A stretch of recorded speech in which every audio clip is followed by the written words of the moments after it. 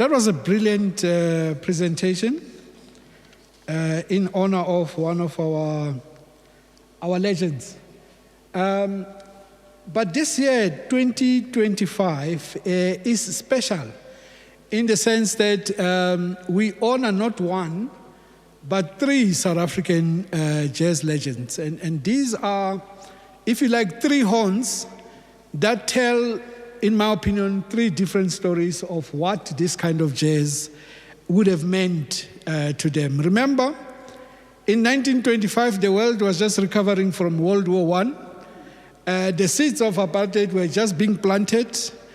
It was a difficult time, and in that space, we created this kind of legacy. And I must say to modern musicians, you have no excuse to follow in their footsteps. So I stand here to honor three extraordinary South Africans whose melodies have shaped our lives, whose horns have carried the sorrows, whose rhythms have given us joy. This year, 2025, marks a rare and a remarkable centenary, the 100th. So if they were alive, they would be turning 100 years this year. I'm sure you figured that out. To these three giants. Each one wasn't just a musician. They were storytellers. They were cultural warriors. They were pioneers who carved the foundation, the very foundation of South African jazz. I'm going to begin with Bra Kippie. Bra Kippie was born officially 25 July 1925. He was a genius on the alto saxophone. His playing was lightning brilliant, unpredictable, and unforgettable. They called him the Charlie Parker of South Africa because he was among the first who could play bebop in the late 40s. And a lot of his peers could not understand what the music was about, right? So I have a feeling we don't really need to shadow an American star. I think Bra Kippie was a voice from the streets of Johannesburg, from the townships, and from the heartbeat of our people. I still remember the first time I heard Bra Kippie playing. It was raw, it was restless, it was full of fire. And with every note, I could feel both a wound and a healing. I felt for the first time that music could tell us the truth about who we are. So when they keep saying our history is not recorded, our history is in the music. The day you learn to listen to this music, you will hear what these people were trying to say and what they had to go through and suffer from, right? He co-founded the legendary Jazz Pistols, right? You will remember Hugh Masekela was still a light at the time. I think Brayu was 19 years at the time. And he mentored him because he was the oldest in the group. I discovered that as I listened to the Jazz Pistols, right, that jazz was not borrowed from overseas, that it was born right here on our soil. So, in a sense, Bra Kippie gave our jazz the wings, right? His ability to interpret American style of jazz and play it such that it makes sense to the rest of us made it possible for South African jazz to gain wind. There was a lot of interest and a lot of musicians who came to South Africa to come and learn from him and trying to figure out how does he do it, right? People like Stan Getz from Brazil had to fly into South Africa and to interact with Kippie Moeketsi. Helsinger came to South Africa during the cultural boycott, and he said, no, I've got to record with this guy. So as much as there was a cultural boycott, they did get into the studio and recorded the music. His saxophone defined what we call our kind of jazz, right? While Bra Kippie brought the bebop fire, so Bra Kippie interpreted a lot of the American style of jazz.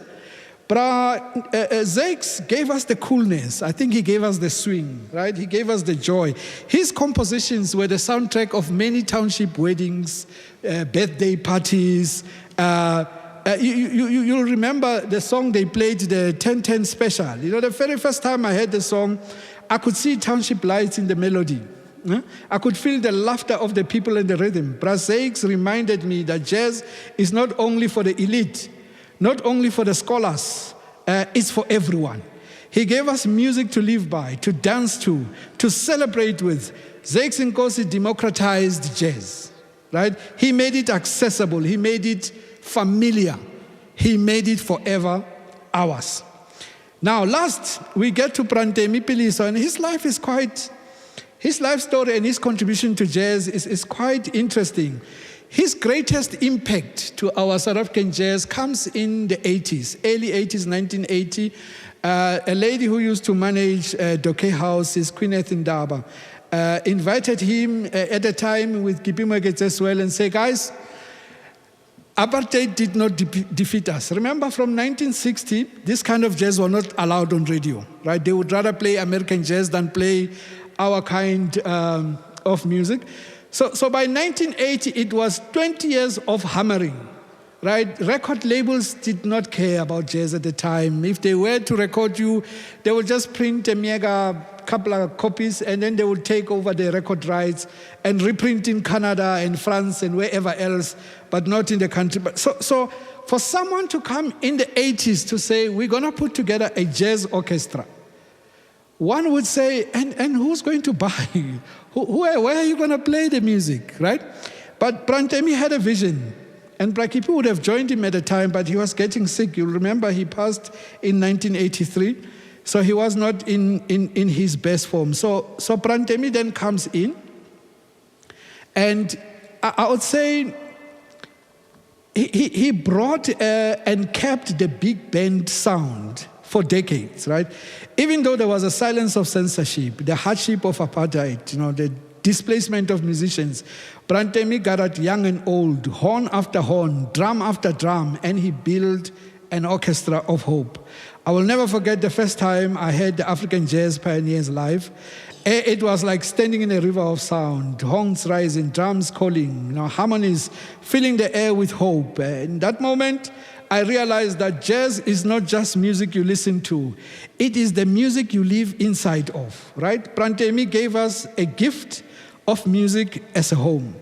So ladies and gentlemen, as I think about these three giants, born in the same year, I cannot help but, to be filled with pride. And today, we not only honor them as musicians, but we honor them as cultural ancestors. They showed us jazz is more than just music. It's resistance, it's healing, it is joy, it is memory, it is freedom expressed through rhythm. As I stand here, I feel their presence, Kippie's fire, Brazek's joy, Brantemi's wisdom. They live in us, and they remind me personally why I love this music, because it is our music. It tells the story better than words could ever do. So let's play Kippie's Fire's improvisation. Let's dance to Brazek's township swing.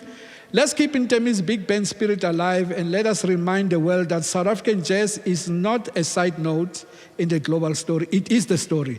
Kippie Moeketsi, Ntemi Piliso, 3 names, 3 legacies, 3 centenarians. May their music continue to echo in our souls. May we carry the flame forward.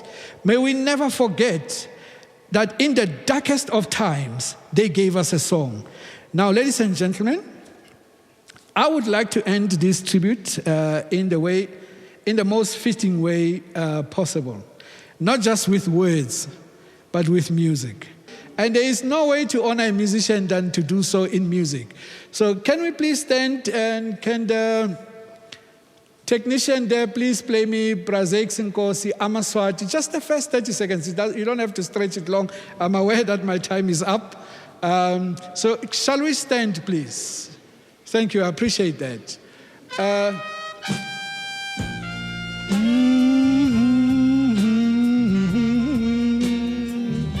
That's all you need to do, hum. And if you can dance.